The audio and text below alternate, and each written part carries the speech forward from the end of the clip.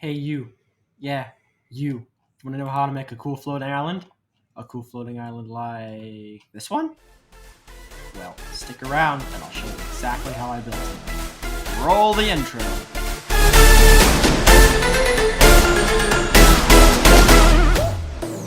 I would like to clarify before we start that I am using creative mode and world edit. If you want to build this with voxel sniper as well, that could be a useful tool, but I wouldn't know because I don't use it. Also, if you're going to do this in survival, it might be best if you find another tutorial because this one is command heavy and relies on lots of neat tricks like /flip. But without further ado, let's begin. What you will need to start out with is a large shape. It can be rounded, it can be square, but I do recommend a shape similar to the one that's being shown on screen. You will quickly notice that this tutorial will require a lot of input on your end because the shapes that you use and the variations and the nuances that you use, they're all up to you. I'm not telling you how to build an exact shape. But anyway, once you have your shape in place, what you'll want to do is you'll want to create at least 3 more layers on top of that one that look similar to the pattern on here. If you study it closely, you'll notice that there's a pattern. There's certain parts where there's a 2-block high thing and certain parts where there's 1 block high. That's intentional and it creates a natural slope for your island. It's very useful. Then after that, you're going to want to build a few of these pillars. I recommend using the /sil command, and of course, the amount of pillars and how tall they are, it varies with the size of the island. If you're doing one that's much smaller than that, I would advise only 2. If you're doing one much bigger than this, then probably go for 7. But if you're about this size, then I would recommend 5. Once you're confident that you have all your pillars and they're exactly where you want them, you'll want to create a cone shape out of them by chiseling away blocks. Leave the top flat like this. We will be adding more on top later in the next clip. You'll notice that these cone/pillar thingies give shape to your island by making it seem like they're ripped out of the ground or they've all been there.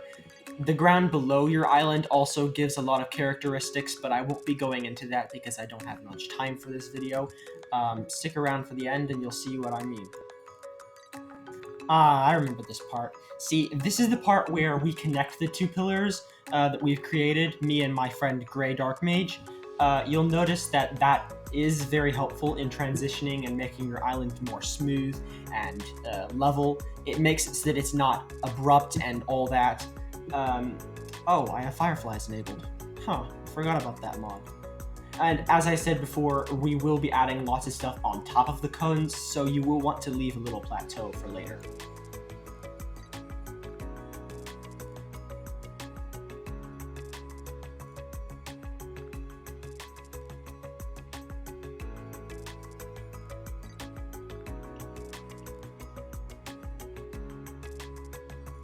This part takes a lot of practice and requires a lot of judgment from you, so I suggest you get a second pair of eyes, maybe a friend, to look on at your work as you make transition strips between all of your pillars. If you just have 2, then it shouldn't be very hard, but if you have multiple, it can be quite difficult. When in the process of transitioning your cylinder into a cone shape, I've found that creating a sort of slope on each side and then creating like a circle around that, following it in layers, that sometimes helps with the building process.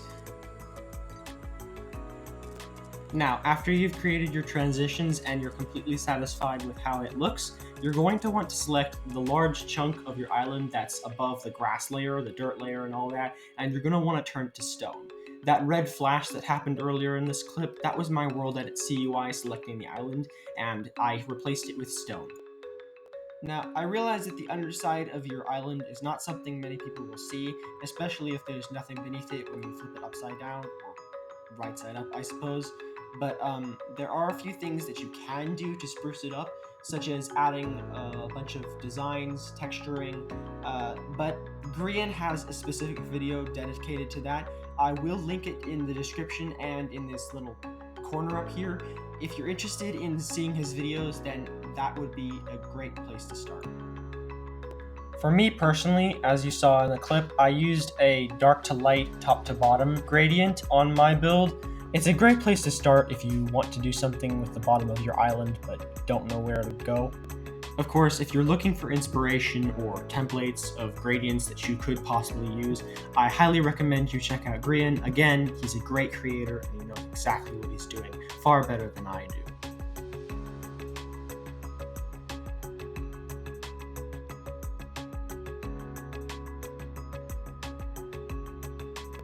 When I was recording this part of the footage for this video, I decided that the island was as good as done when I had placed the gradients, so I used a command called /flip to flip it and copy paste it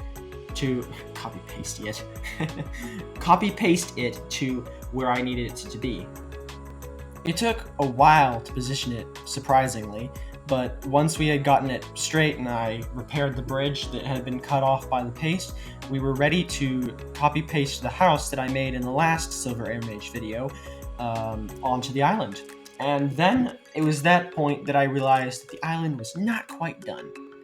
Any good island needs vines. It shows that your island has been floating for a very long time, long enough that the island has, well, grown its own ecosystem.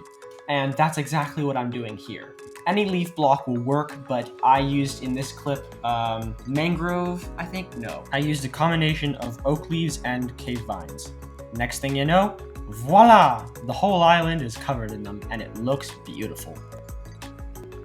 Now, there are hundreds, if not thousands, of different modifications you can make to this island, but I am out of time for today, so if you do by chance want to support me, just know that every interaction you give this video does help a ton.